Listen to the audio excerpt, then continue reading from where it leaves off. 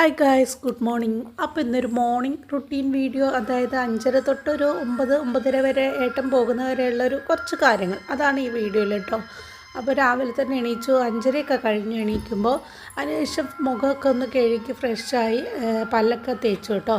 ചിലപ്പോൾ ഞാനിത് കുറച്ച് കഴിയും തേക്കാൻ, അത് ഇന്ന സമയമൊന്നുമില്ല. ഇത് ഹസ്ബൻഡിൻ്റെ ഓഫീസിൽ നിന്ന് ക്രിസ്മസ് ഫ്രണ്ടിന് ഗിഫ്റ്റ് കൊടുക്കല, അപ്പോൾ അതിന് വാങ്ങി വെച്ചിരിക്കുന്ന കേട്ടോ.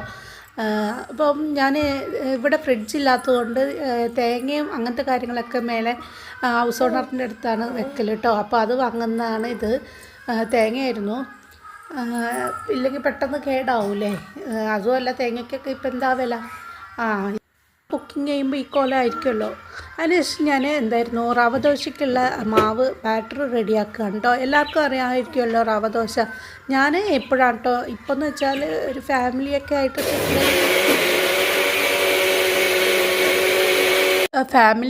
നമ്മൾ സെപ്പറേറ്റ് മാറിയപ്പോഴാണ് ഇങ്ങനത്തെയൊക്കെ ഓരോന്ന് ഉണ്ടാക്കാനും കഴിക്കാനൊക്കെ തുടങ്ങിയത്. അതുവരെ ഇങ്ങനത്തെ ചിന്തകളൊന്നും ഇല്ലല്ലോ, നമ്മൾ ഫ്രീ ആയിരുന്നല്ലോ. അപ്പോൾ ഇപ്പോൾ നോക്കുമ്പോഴാണെങ്കിൽ ഒന്നും ഉണ്ടാക്കാനും തികയുന്നൊന്നുമില്ല. എന്നും പുട്ട് മനുഷ്യന്മാരല്ലേ, അത് തന്നെ കഴിച്ച് മടുക്കുമല്ലോ. അപ്പോൾ അതിൻ്റെ കൂട്ടത്തിൽ ഞാൻ വിചാരിച്ചു അട ഉണ്ടാക്കിയാലോ. അത് പെട്ടെന്നുണ്ടായ ഒരു തീരുമാനമാണ് കേട്ടോ. എണീറ്റ് വരുമ്പോൾ അങ്ങനെ തോന്നി, അപ്പോൾ ഉണ്ടാക്കി. അപ്പോൾ മാവൊക്കെ കുഴച്ച് സെറ്റാക്കി വെച്ചിട്ടുണ്ട്.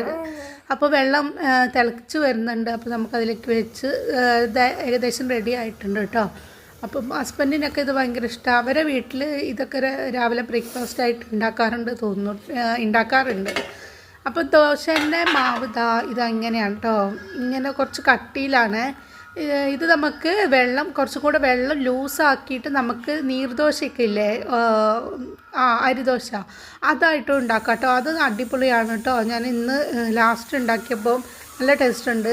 മറ്റേ കുറച്ച് കട്ടിയിൽ ഉണ്ടാക്കുന്നതിനേക്കാളും കുറച്ചും കൂടി ടേസ്റ്റ് വരുന്നുണ്ട് കേട്ടോ ഈ ഒരു നീർദോശയ്ക്ക്. അപ്പോൾ റവേൻ്റെ നീർദോശ ഉണ്ടാക്കി നോക്കുള്ളൂ കേട്ടോ എല്ലാവരും. ഇത് കണ്ടോ, ഇത് കുറച്ച് കട്ടിയിലാണ്. ഇങ്ങനെയല്ല, ഇതും സോഫ്റ്റായിട്ട് നിൽക്കും. പക്ഷേ ഇതിനേക്കാളും നല്ലത് കുറച്ചും കൂടെ വെള്ളം ആഡ് ചെയ്തിട്ട് ഇതുപോലെ നീർദോശയാക്കി ഉണ്ടാക്കി നല്ല ടേസ്റ്റ് ഉണ്ടാവും കേട്ടോ.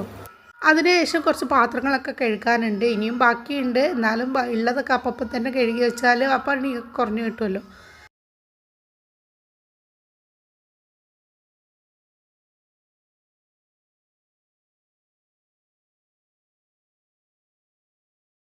അപ്പോഴേക്കും എൻ്റെ 2 ശുണ്ടാപ്പികൾ എഴുന്നേറ്റ് തുടക്കുന്നുണ്ടായിരുന്നു കേട്ടോ.